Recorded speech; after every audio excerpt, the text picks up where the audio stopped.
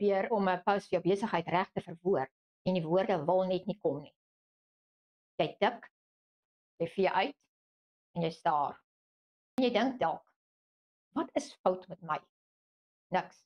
Dis nie jy nie. Dis net dat jy sonder 'n struktuur werk. So doen eerder die volgende. Vat jou produk of jou diens en skryf 5 probleme neer wat jou kliënt tans beleef. Moenie dit mooi probeer maak nie. Skryf dit net eerlik neer. My kliënt kan nie dit doen nie, dit nie, my kliënt het daarmee 'n probleem.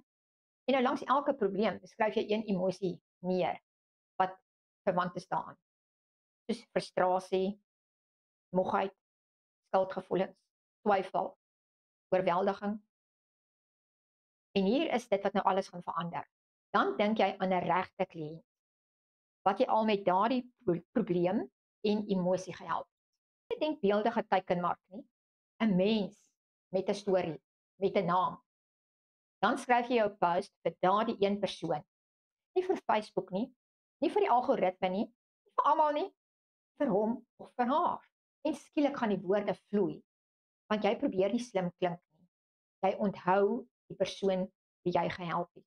En dit is hoekom jy mos jou besigheid het, om mense te help.